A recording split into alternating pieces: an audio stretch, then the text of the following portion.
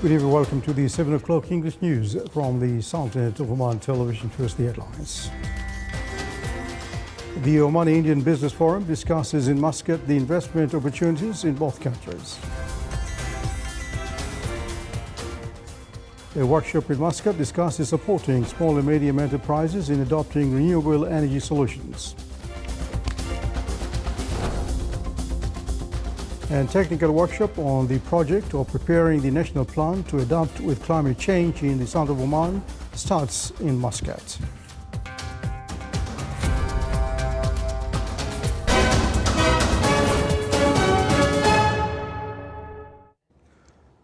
Those are the headlines, and now the news in detail. The Omani-Indian Business Forum in Muscat discussed investment opportunities in key sectors related to food security, petroleum products, medication, textiles and plastic industries, in addition to building materials. More in the following report. Enhancing cooperation, strengthening trade relations, exchanging expertise and information, and exploring joint investment opportunities were the key topics discussed at the Omani-Indian Business Forum, organized by the Oman Chamber of Commerce and Industry. The forum emphasized that the two countries are embarking on achieving a comprehensive economic partnership and are nearing the conclusion of a free trade agreement between the Sultanate of Oman and the Republic of India. We are attending the Business Oman-Indian Forum, and in which this forum has been continuation of the relation which we have between Oman and India. And this forum has consisting about 25 different companies from various sectors, especially in the food security and medicine and jewelry, textile, building material and extra. So we believe that these meetings between Omani counterpartners and Indians, they will boost the relation together. As on now, we have about $3.1 billion transaction between both the countries. The forum serves as a platform for Omani and Indian companies to explore investment opportunities in key sectors, such as food security, petroleum products, pharmaceuticals, textile industries, plastics, jewelry, and construction materials. We are here with the 25 companies representing from the different sectors of the Indian exporters and industry representatives. We represent right now with the agriculture, machinery, Ayurveda, formulations of the Indian medicines and pharmaceuticals and engineering machineries. We represent 34,000 exporters. Federation of Indian Exporter Organization is representing 34,000 exporters from India. And we are here in Oman looking forward to see, in collaboration with Oman Chamber of Commerce and their members, to have a good participation in both ways, either investment in India or investment in Oman. We are manufacturing food and building material, and we are very happy.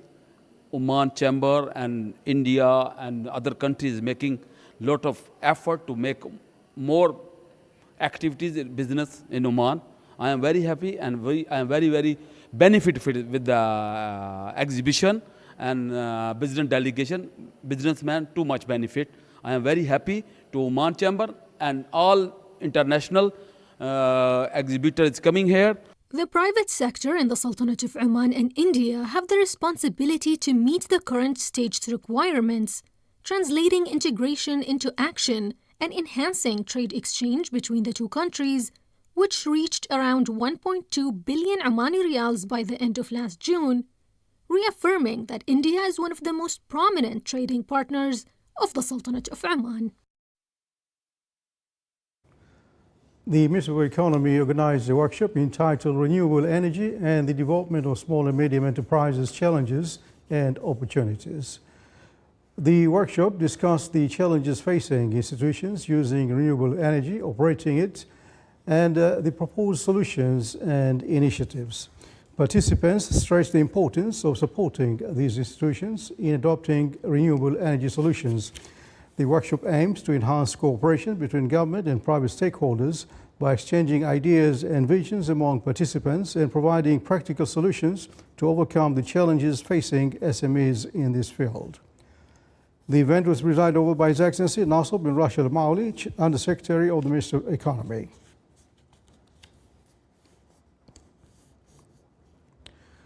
The Sultan of Oman participated in the 13th meeting of the committee heads and directors of tax departments of the Gulf Cooperation Council countries, which was held in the Qatari capital, Doha. The meeting aimed to enhance cooperation between tax authorities and departments and improve the efficiency of tax systems in the Council countries. The meeting touched on the best practices and combating tax evasions to build a more just and transparent Gulf tax system. The delegation was headed by His Excellency Nasser bin Khamis al-Jashmi, Chairman of the Tax Authority. The technical workshop on the project of preparing the national plan to adapt with climate changes in the Sultanate of Oman began today in Muscat. The workshop aims to prepare a plan to identify the needs for adaptations of climate change and contribute to establishing sound planning for the effects and repercussions of climate change in the development sectors in the Sultanate of Oman. The workshop, organized by the Environment Authority, seeks to enhance the application of low-carbon technologies in the development sectors and develop flexible priorities to deal with these changes. The two-day workshop discusses enhancing national governance for planning, adaptation, coordination, stakeholders' engagement, and capacity building to implement, monitor, and report on the process of preparing the National Adaptation Plan. City Camera News Bulletin. The activities of the third symposium on the security and safety of vital facilities in Mufar Governorate continue.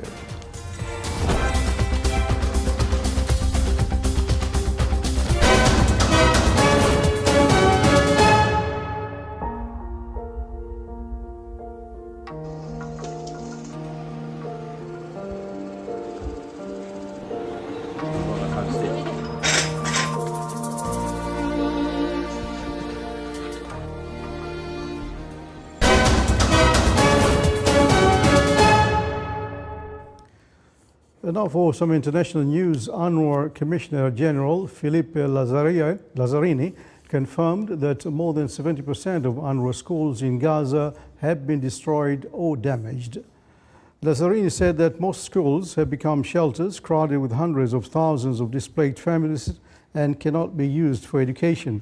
More than 600,000 children in Gaza, half of whom are in UNRWA schools, are suffering from severe trauma, living under rubble and deprived of education.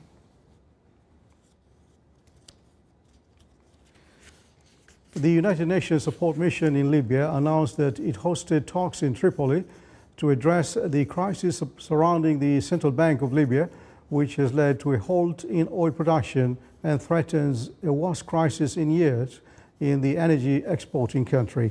The mission stated that the participants reached important agreements and solutions to resolve the crisis surrounding the bank and restore the confidence of Libyans and international partners in this vital institution. On August 18th, the Libyan Central Bank announced it was suspending all operations following the abduction of its information technology chief. Days later, an Eastern-based administration in divided Libya said that an outlaw group based in Tripoli had forcibly taken over the central bank.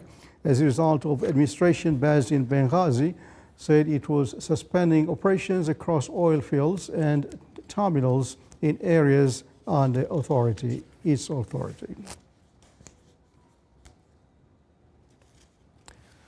Intense monsoon rains and floods in India's southern states have killed at least 33 people, with thousands rescued and taken to relief camps. Around 3,800 people have been rescued in Telangana and moved on relief camps. India Air Force said that it had flown in more than 200 rescue officers and 30 tons of emergency aid to both states. In neighboring Bangladesh, floods killed at least 40 people over the same period, with nearly 300,000 residents taking refuge in emergency shelters.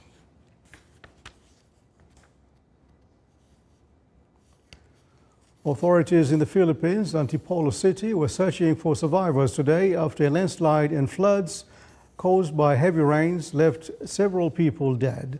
Tropical storm Yaji swept past Powai town in the southern China Sea with sustained winds of up to 75 kilometers per hour and gusts of up to 125 kilometers per hour. A landslide hit two small shanties on a hillside in Antipolo City yesterday, killing at least 3 people. 4 residents died in the separate landslides in central Cebu City and northern Samar province. 3 others died in the eastern city of Naga, 2 by drowning and 1 due to electrocution.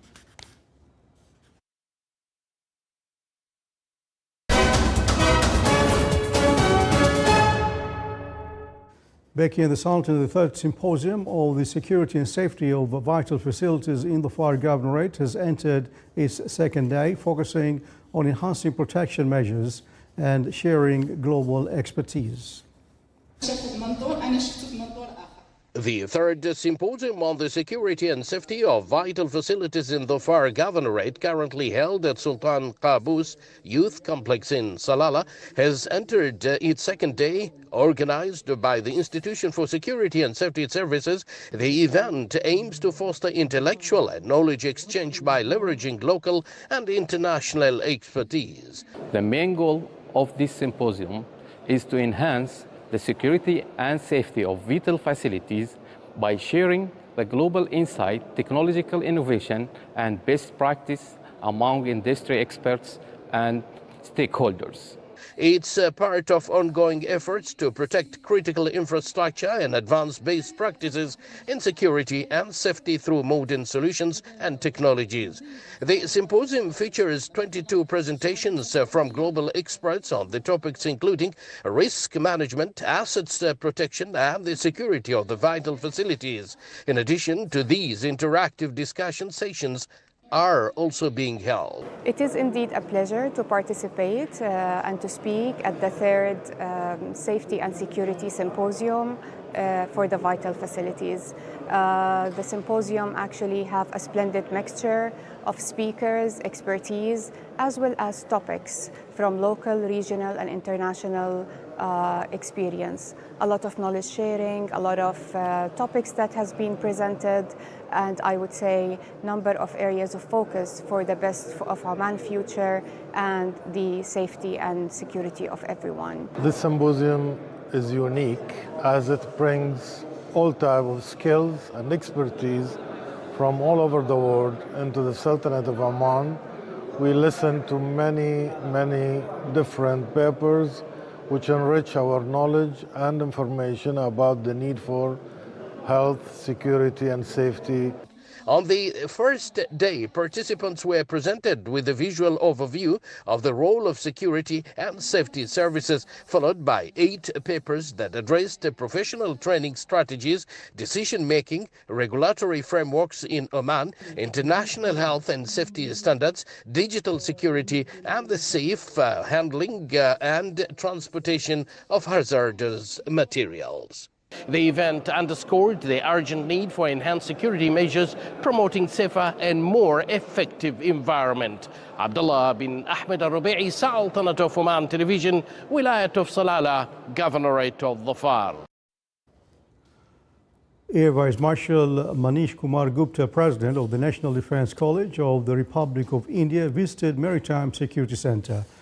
During the visit, he was briefed on the role of the centre and its efforts to maintain security and safety of environment and navigation at the maritime area of the Sultanate of Oman. He also toured the centre's facilities and viewed its latest equipment and technologies that are used in carrying out its national duties.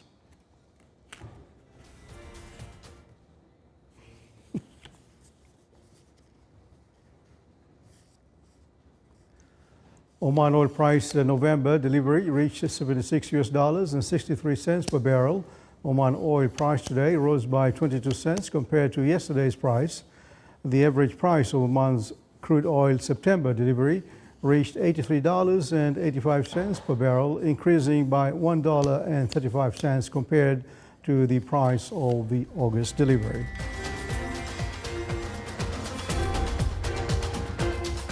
You're watching the Sultan of Oman television. Before tonight's bulletin, here are the main points once again.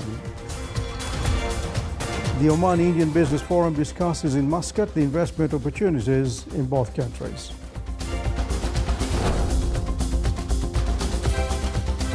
A workshop in Muscat discusses supporting small and medium enterprises in adopting renewable energy solutions. And technical workshop on the project of preparing the national plan to adapt with climate change in the south of Oman starts in Muscat. And that's the end of the news from all the crew here, myself, Suhail Al-Kindi. Thanks for watching. Good night.